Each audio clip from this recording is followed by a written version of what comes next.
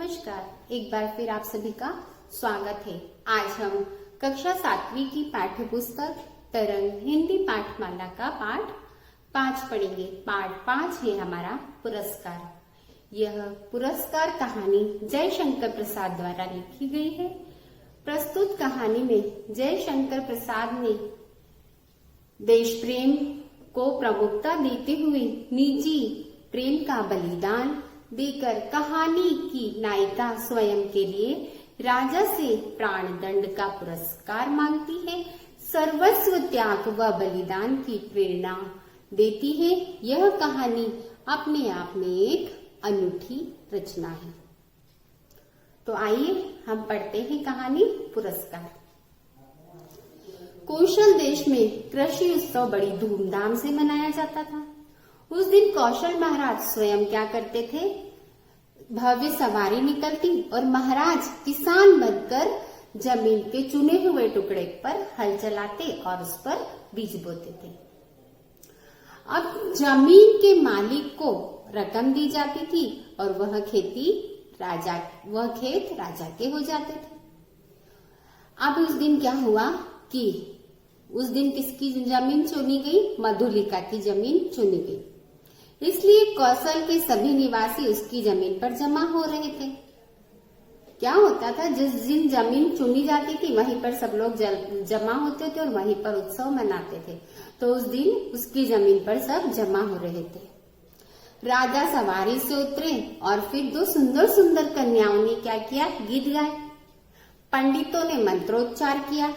उसके बाद राजा ने हल चलाना प्रारंभ किया।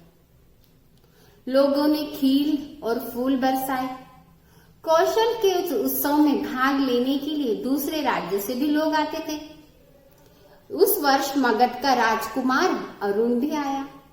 हल चलाने के पश्चात राजा को बीज बोने थे, इसलिए मधुलिका क्या करे थी? उस बीज के थाल को लिए थी और राजा के साथ साथ चल रही थी। राजा ने धीरे धीरे करके सारे बीज बो दिए। अब थाल क्या हो गया? खाली हो गया। अब कौशल नरेश ने उसमें क्या करा? सोने के सिक्के डाल दिए। तो यह क्या थी? जमीन की कीमत थी। अब मधुलिका ने क्या किया? राजा को प्रणाम किया और कहा कि सिक्के उठाकर वो राजा के ऊपर वार दिए और कहने लगी कि महाराज, यह मेरे बाप दादा की जमीन है और मैं इसे आपको यूं ही दे दूंगी, लेकिन बेचूंगी नहीं। इतना सुनते ही बूढ़े मंत्री चीखे, जोर से चिल्लाए, कहने लगे, ना समझ मूर्ख, महाराज की तेरी ऊपर कृपा है और तू उनका अपमान कर रही है। तू आज क्या है? महाराज की सुरक्षा में है। राजा ने पूछा, कौन है ये लड़की? मंत्री ने कहा, महाराज, यह वीर सिंह मित्र की बेटी है, जिसने क्या करा था? हमें वाराणसी की लड़ाई में कौशल को मगध से बचाया था। अब क्या हो गए? राजा बिना कुछ किए अपने शिविर में चले गए। ऐसे ही राजा बिना कुछ कहे अपने शिविर में चले गए तो जय घोष के साथ उत्सव भी समाप्त हो गया। राजकुमार अरुण यह सब देख रहा था। वो रात भर सोया नहीं। उसको अपने घोड़े पर सवार होकर चला गया। अब मधुलिका की मधुलिका का चेहरा है जो उसकी आंखों में घूम रहा था।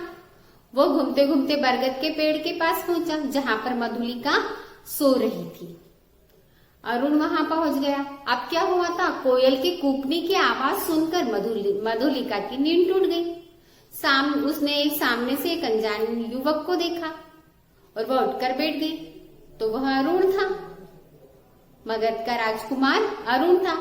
वो बोला कि मैं मगध का राजकुमार हूँ, मैंने तुम्हें उत्सव में देखा, तभी से मैं तुम्हारे साहस का कायल हो गया। तो मधुलिका कहने लगी कि मजाक न करो, मैं आज वैसे बहुत दुखी हूँ और ऐसा कहकर मेरा अपमान न करो, मुझे छोड़ दो। और फिर वो चला जाता है। अब क्या होता है कि जो मधुलिका रहती है, जिसकी जमीन तो चली जाती, जमीन खोकर अब वो क्या करती है? दूसरी क्या मेहनत मजदूरी करती है और रूखा सूखा खाकर अपना जीवन बिताती है। ऐसा करते करते 3 वर्ष हो गए। एक दिन ठंड के दिनों में क्या हो गया था, ठंड के दिनों में रह रह कर बिजली चमक रही थी और बहुत दिनों के बाद राजकुमार अरुण उसको राजकुमार अरुण की बातें याद आ रही थी। अब वैसे दरवाजे पे खटखट हुई तो मधुलिका ने पूछा कौन है, तो एक वहां पर से बाहर से आवाज आई कि एक मुसाफिर, मुझे शरण चाहिए। तो दरवाजा खोलते ही जैसे बिजली चमकी, मधुलिका ने अरुण का चेहरा देखा। वो पहचान गई कि राजकुमार हंसकर हंसी और उसने कहा, राजकुमार तुम्हारा स्वागत है।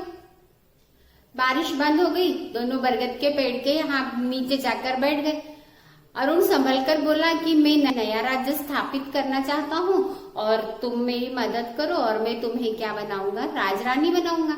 तो फिर क्या रहता है, जो राजकुमारी जो रहती वो कहती तुम जो कहोगे मैं वो करूंगी। अब वो मधुलिका कहती जो तुम कहोगे मैं वो करूंगी। तब अरुण ने एक योजना बनाई और फिर मधुलिका से कहा कि वो मधुलिका को सब बातें बता दी। फिर मधुलिका जो रहती है राजा से मिलने महल जाती है और फिर प्रणाम करके उनसे कहती है कि 3 बरस हुए देव, आप क्या करो, मेरी जमीन खेतों के लिए ले ली थी। तो वो वहां पर कहते हैं क्या, अच्छा तो तुम उनकी क्या कीमत मांगने आई हो। वो कहती है मुझे किले के दक्षिण नाले की पास की जमीन चाहिए। और फिर दक्षिण नाले के पास की जमीन जैसे उसको मिल जा खाली हो जाती, वहां से सैनिक भी हट जाते। जमीन मधुलिका को मिलते ही सैनिक वहां से हट जाते हैं और फिर अरुण अपने सैनिकों की क्या करता है, एक टुकड़ी के साथ जंगल में छुप गया। वहां से राजा किले पर हमला करने वाला। अब उसकी यही योजना थी। मधुलिका का दिल धिक्कार रहा था कि मेरे पिता ने तो क्या करा, कौशल को बचाया था और वह एक शूरवीर थे और मैं एक देशभक्ति की बेटी होकर आज शत्रु की सहायता कर रही हूँ। फिर वो अपने आप को ऐसे धिक्कारती, फिर वो कुछ सोच के इधर उधर भागने लगती है। फिर सामने से क्या होता है, कौशल देश के सेनापति अपनी टुकड़ी के साथ वहां पर आते हैं। उन्हें आया हुआ देख के उनके पैरों पर गिर पड़ती है और कहती है कि आज रात को शत्रु चढ़ाई करेंगे, दक्षिण नाले की ओर से आएंगे, जल्दी कुछ करो। सैनिक दक्षिण नाले की ओर भागे। आक्रमण की तैयारी करता हुआ अरुण पकड़ा जाता है। इसी प्रकार उसकी योजना नाकाम हो जाती है, विफल हो जाती है और अरुण को बंदी बना लिया जाता है और राजा उसे प्राणदंड देते हैं। उसके पश्चात मधुलिका को बुलाया गया। आज उसके कारण कौशल पे जो विपत्ति आई थी वो उसके बादल छट गए थे। कौशल नरेश बहुत खुश थे। राजा ने कहा, मधुलिका तुमने आज बहुत बड़ा काम किया है, हम बहुत प्रसन्न हैं। तुम्हें हम पुरस्कार देना चाहते हैं। बोलो क्या चाहिए तुम्हें, क्या मांगती हो। मधुलिका वहां आकर खड़ी हो जाती है और फिर कहती है कि मुझे भी प्राणदंड चाहिए।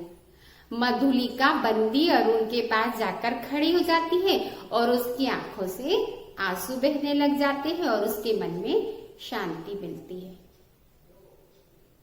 धन्यवाद।